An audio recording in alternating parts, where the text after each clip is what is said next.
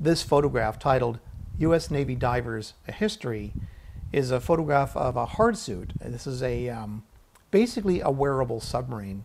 It's one of the only subjects I've chosen to photograph that's not U.S. made. It was made in Canada, so that's pretty close, of course. And it's used by the U.S. Navy divers, in this case, on the deck of the Kelly West. It's about a 250-foot support vessel that the Navy has leased for the duration of sea trials and whatever workups they were doing.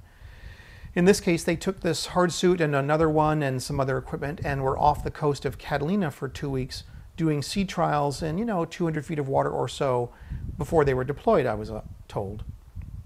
Originally, when I got a hold of the Navy and was talking to these gentlemen about doing a photograph, they had one of these suits, but they keep them in the barn, as they call them, a storage facility until they're deployed. And I really didn't want to shoot that, next to a pool or, in a warehouse. I wanted to photograph it on the deck of a ship or on a dock or something. So eventually they did do sea trials, and I was invited along. It was really great. To talk about the suit a little bit, it's an interesting piece of hardware. It's a great mechanical engineering solution for the problem of putting a diver deep underwater to do, physical work and somewhat delicate procedures. The operational depth, I understand, is about 2,000 feet. The duration of the dive could be about 24 hours, but the commander of the detachment explained to me that really a 6-hour deployment is about as long as they want to go. After that, the pilot gets kind of tired and it's not a smart idea. But it does have a 24-hour life support system. The hoses and cables, they don't pump down oxygen like in the old days. You'd pump down air. Anybody who's 2,000 feet underwater, you're not going to be able to have a hose not compressed that deep down. So basically all that life support equipment is self-contained in the suit. All they do is really transmit video images up and down, and I guess they supply electricity to operate the suit. The suit itself is operated by what they call the pilot. He uses foot controls to operate the suit. It goes forward, backwards, up, down, left, right, and can spin around, I'm sure. That way the pilot can operate hands-free and actually use his manipulator arms to grab cables and cut stuff and grab things. It was very interesting. The history, the aspect of the photograph, as you can see clearly when I'm, presenting the final picture, is on the left side is a old traditional brass hard hat, which had, severe limitations, followed by a traditional scuba diver with twin tanks, the Navy hard suit in the center, and on the right side is the modern version of the hard hat, with the guy sitting on the platform. The platform in the back is the actual environment that the suit would normally live in.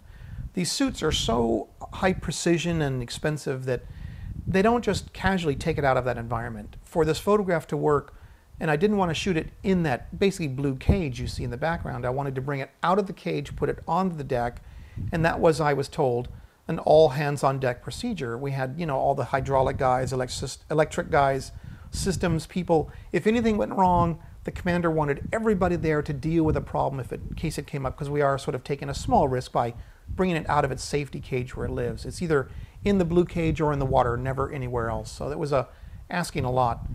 The shot was done in just about a 2-hour time frame. Normally for me, I shoot in about 6 to 8 hours of exposing different elements. In this case, it was done very quickly because of all the people standing by while we're doing the shot. As sort of the last observation I would share in terms of this photograph and the people I encountered, I must say I was so impressed with the sort of level of commitment by all these people in this detachment. U.S. Navy divers clearly are a committed and motivated group of people. While we were doing the shot, I was talking to so many of these different guys and showing them photographs and dealing with how can we do the shot and making it happen. I found all of them to be extremely motivated, really dedicated to the situation they were dealing with, the team itself, very, very physically fit. All of these guys, I think because of the physicality of what they are called upon to do sometimes, were really in excellent shape. And it was just a really wonderful, positive, uplifting experience. I guess I would share at the end that kind of my general observation is just like a regular guy working in the private industry, and many people I know and companies I work with, that many of us as Americans are sort of motivated by, working hard to make a lot of money and get a better house, or, pay for our toys or better toys, or, a nicer car.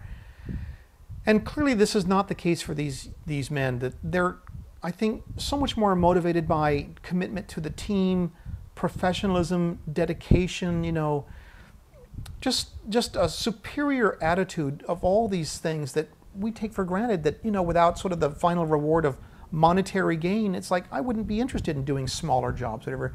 These guys, I was just so impressed by that they have none of that attitude, more the idea of just like motivation, you know, for the sake of doing a good job. It was very impressive.